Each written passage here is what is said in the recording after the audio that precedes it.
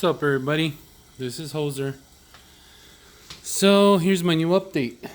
I got my dry chemicals, I guess, from GLA, which is greenleafaquariums.com.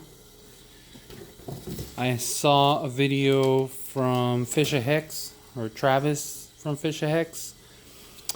It's an old video. I can put the link on the bottom. That way you guys don't have to look for it. And he started dosing nitrates and phosphates. So he bought a bag of potassium nitrate and he bought a bag of potassium phosphate. Now the reason I have this one is because it was cheaper in the long run if I got like the little package deal that they had, and it came with 2 containers and all these bags, and I figured, well, if I need them in the future, I guess I could use them. And that little package comes with some potassium sulfate, some micro mix that I don't know what that's for, and some magnesium sulfate. Now, just so you know, the only bags that I'm using right now is the monopotassium phosphate and the potassium nitrate. Now, I bought these two. They're $5. These are 1,000 milliliters. I don't know if you could see that. And 900 right there, and then 1,000. But the bottles that it came with are 500 milliliters. So I bought the other two in case I needed them for something else. I thought they were kind of cool. They're only $5, and I figured since I'm getting them shipped, might as well just get them all in one package. So these are, I don't know, you can see 450, but it's 500 milliliters. So what I ended up doing is, for 500 milliliters, I added 5 grams of the potassium. And for 500 milliliters, I added 10 grams of the nitrate. Okay? And I started dosing 1 milliliter per day. Let me show you what my readings are. Should have had this ready, but so when I first tested it before the dosing, these are my readings. So for the nitrate, I got 2.0. The nitrite, I have between 0 and 0.05. Alkalinity, 9.4. My phos was 0.05 parts per million. And so like I said, I only did 1 milliliter of both. And then on a small tank, I did 0.2 milliliters for both. But only because I'm not really testing that. Well, I tested it today, and I got alkalinity 9.7. I haven't changed the dosage on that. And my nitrates, I got 2.0, but I already had it at 2.0. And then my phos was 0. You can see that. So now I'm going to change my dose from to 2 milliliters for both.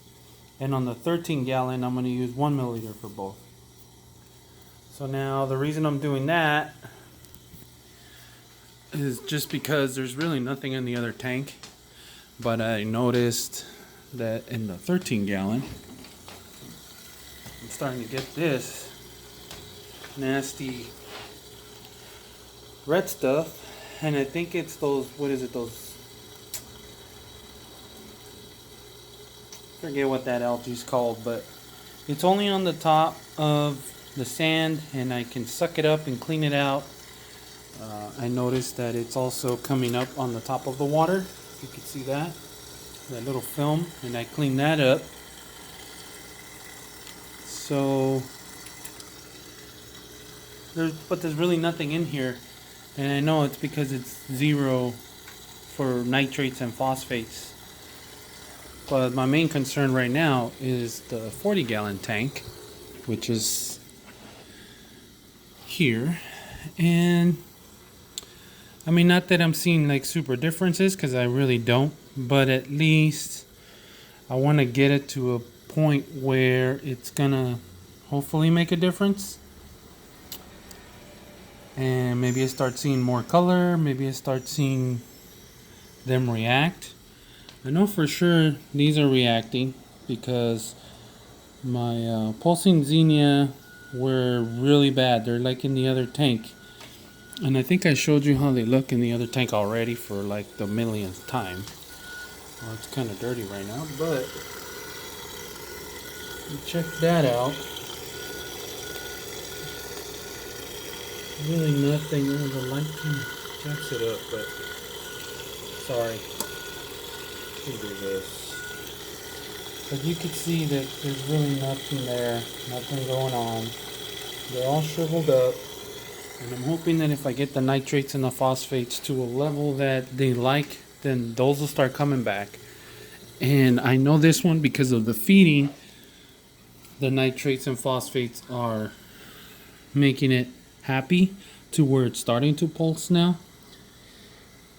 And I figured if those are reacting, then the rest of the coral will start reacting. And, you know, hopefully they won't die on me. I'm trying to help them survive. I want them to survive. I don't want them to die, but who knows? Maybe for these corals it's too little too late. But maybe I'll get lucky and they'll get better. Like I said, I'm increasing it to 2.0, and then I'll just 2.0 milliliters of the nitrates and the phosphates. And then I'll just keep testing every day or every other day. Lately, for this one, I've been doing every other day, because I feel the reaction will take a little bit of maybe at least a day to start changing the water chemistry.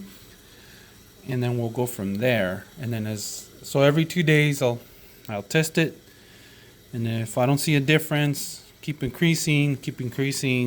I'm not doing any water changes now, but if I do see a difference, then I think I'm gonna go the route of getting a doser, maybe another one of these, because these are pretty cheap. Yeah. So these are the ones I have. They work. This one's been working for me very well, and I don't want to be buying these super expensive dosers right now, because I really can't afford it, but I knew this thing was expensive. Now what sucks is that, you buy all these coral, and now I need them to survive. Obviously the big ones are doing good, the little ones are struggling. And I really am looking for the little ones to survive. And if I can get 1 or 2 to survive, then maybe I know I'm doing the right thing. And then I'll be happy. But these here, I mean, they're still there. They're not dead yet. So we'll see. I don't know. I am concerned that they're gonna die on me, but if they do, what am I gonna do, right? So the fish are doing well, the clownfish are doing well. They're all doing good. The sea anemones, man, those things are insane. They're just coming out like crazy. The small one is getting bigger. So I don't know if there's nutrients in the water that the bigger ones are taking more, because they're bigger, obviously, and they can survive longer than the smaller ones. So the water's kind of cloudy because I just fed the fish. But even then, I don't have that much algae on the walls of the tank. As you can see, there's a little bit back there, and there's really not that much here to clean. Um, my skimmer's doing great. Like I said, I took out I took out my biopellet reactor. I took out my, um, what is that? I took out all my filters that I had down here. So I just basically have the sump, auto top off, rock in there, and that's it. And then we'll go from there. If I need to do anything else, then I'll start going with it. So, yeah, we'll see how it goes. I wanted to get another fish. I wanted to go buy some tangs. Actually, just one yellow tang. But I've been changing my mind because, like I said, I want to push to get that other tank in here.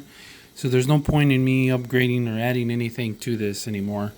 I just want to get the water chemistry right, and then that way when I start actually moving stuff around, then I can get the water chemistry of the old tank and the water chemistry of the new tank to match before I transfer stuff over. And I'm planning, I guess, very slowly, but whatever. Now I just don't want my coral to die and keep my investment going because it's expensive, and why keep buying coral? If I was looking at some of my old stuff and I noticed that I had so much different types of coral already, but I didn't know how to take care of them, so they kept dying on me.